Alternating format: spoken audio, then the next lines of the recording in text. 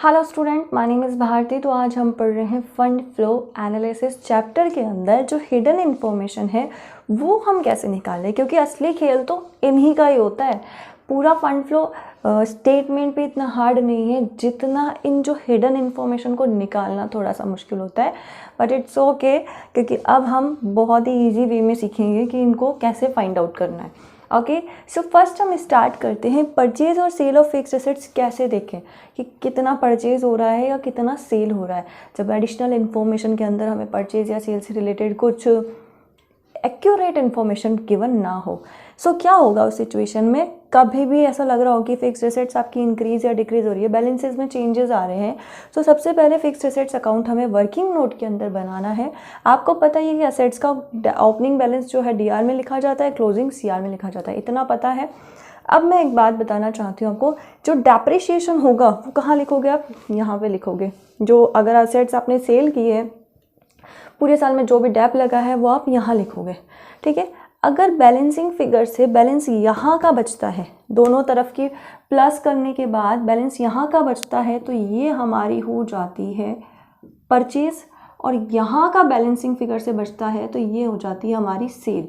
यानी यहाँ balancing figure से आएगा हमारा अमाउंट तो वो हमारी सेल हो जाएगा और यहाँ पे परचेज हो जाएगा, ठीक है। अगर आप कोई भी सेल कर रहे हो उस पर आपको loss on sale of fixed assets loss हो रहा हो या फिर परचेज पे आपको प्रॉफिट वगैरह हो रहा हो, तो उसका भी एडजस्टमेंट हमें इस फिक्स्ड एसेट्स अकाउंट के अंदर करना है, ठीक है। अब इसके अंदर भी दो कंडीशंस होती है। फर्स्ट हमारी होती है एट कॉस्ट, जब आपको बैलेंस शीट के अंदर जो है अमाउंट जो है फिक्स्ड एसेट्स का वो भी दे रखा हो और बैलेंस शीट के अंदर ही प्रोविजन फॉर डेप्रिसिएशन का बैलेंसेस भी दे रखा हो।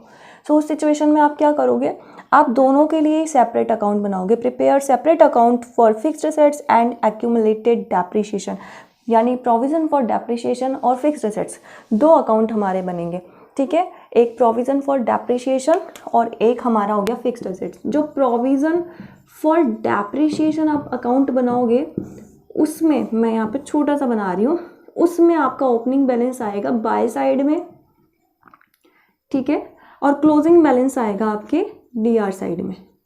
तो इस चीज़ का थोड़ा सा ध्यान रखना क्योंकि कुछ बच्चों को अकाउंट बनाना भी नहीं आता है, ठीक है। तो प्रोविजन फॉर डेप्रिसिएशन और फिक्स्ड एसेट्स दो अकाउंट बन जाएंगे कब, जब हमें बैलेंस शीट के अंदर ही दोनों के बैलेंसेस दे रखे हों, यानी एट कॉस्ट पे हमें उसकी वैल्यू दे रखी हो। लेकिन जब हमें एडिशनल इन्फॉर्मेशन के अंदर यानी रिटन डाउन वैल्यू हमें बैलेंस शीट में दे रखी है, लेकिन एडिशनल इन्फॉर्मेशन के अंदर हमें ओपनिंग जो है प्रोविजन फॉर डेप्रिसिएशन का ओपनिंग बैलेंस और क्लोजिंग बैलेंस, ध्यान से सुनिए, ओपनिंग बैलेंस और क्लोजिंग बैलेंस दोनों दे रखे हो, तो उस सिचुएशन में हमें क्या करना है, बैलेंस शीट का जो बुक वैल्यू का बैलेंस है उसको प्लस करके एक्यूमुलेटेड डेप्रिसिएशन का जो बैलेंस है उसे प्लस करना है। यानी इसमें जो है अब आपको सेपरेट अकाउंट नहीं बनाना, फिक्स्ड एसेट्स अकाउंट में ही जो आपका ये टू बैलेंस बीडी यानी ओपनिंग बैलेंस है इसी के अंदर ब्रैकेट में यहाँ प्लस कर दोगे ओपनिंग जो है प्रोविजन फॉर डेप्रिसिएशन का ओपनिंग बैलेंस और क्लोजिंग का क्लोजिंग में ऐड हो जाएगा। यहाँ ब्रैकेट के अंदर ही आप इनको प्लस करके बाहर अमाउंट को लिखोगे, ठीक है। सो हमारी सेकेंड इन्फॉर्मेशन है परचेज और sale of investment. So investment पे भी जो है टू टाइप्स के होते हैं। एक हो जाता है हमारा शॉर्ट टर्म इन्वेस्टमेंट, जिसे क्या माना जाता है, करंट एसेट्स माना जाता है, इसलिए इसको statement of changes in working capital में दिखाया जाता है, ठीक है। तो वो करंट एसेट्स जो है वो वर्किंग कैपिटल स्टेटमेंट में दिखाया जाएगा और जो लॉन्ग टर्म इन्वेस्टमेंट है उसको फिक्स्ड एसेट्स जैसा ट्रीट किया जाएगा, यानी उसका अकाउंट बना के चेक किया जाएगा। अगर बैलेंसिंग फिगर डीआर साइड में आता है, देखिए ओपनिंग और क्लोजिंग बैलेंस तो आपको पता है, एसेट्स जो होती है उनका डीआर साइड में होता है और क्लोजिंग सीआर साइड में होता है, ठीक है। अब बैलेंसिंग फिगर से हम क्या निकालेंगे, यहाँ पे आता है बैलेंसिंग फिगर तो परचेज और यहाँ पे आता है तो बैलेंसिंग फिगर से सेल हो जाता है, ठीक है। यहाँ से हमें परचेज और सेल की इन्फॉर्मेशन मिल जाती है। अब थर्ड है हमारा इंक्रीज और decrease in share capital and long term liabilities. अगर शेयर कैपिटल जो है हमारी इंक्रीज या डिक्रीज हो रही है उस कंडीशन में क्या करना है, अगर इंक्रीज हो रही है इसका मतलब हमने जो है शेयर इशू किए हैं मतलब वो हमारे क्या हो जाएंगे, सोर्सेज। और अगर हमारी डिक्रीज हो रही है, जैसे मान लीजिए जो है ना 4 लाख पिछले साल थी, इस साल 3 लाख होगी तो डिक्रीज हो गई, तो ये 1 लाख हमने रिडम्पशन कर लिए, तो रिडम्पशन करेंगे तो वो हमारे कहाँ चला जाएगा, यूजेस में, ठीक है। अगर आपको ऐसी इन्फॉर्मेशन दे रखी हो कि डिबेंचर को शेयर में कन्वर्ट कर दिया तो दोनों अकाउंट जो है वो नॉन करंट अकाउंट है, उस सिचुएशन में फंड का फ्लो नहीं होगा, उसको हम इंक्लूड नहीं करेंगे। ओके, नेक्स्ट पॉइंट है हमारा provision for taxation and propose dividend. Provision for taxation और प्रपोज डिविडेंड को कंपनीज एक्ट 2013 के अनुसार हम जो है करंट लायबिलिटीज मानते हैं और इसको statement of changes in working capital में शो करेंगे जब इनकी इन्फॉर्मेशन बैलेंस शीट में गिवन हो। अदरवाइज अगर एडिशनल इन्फॉर्मेशन में गिवन होगी तो उसको इग्नोर करना है। ठीक है, अब नेक्स्ट है हमारा प्रोविजन फॉर करंट एसेट्स।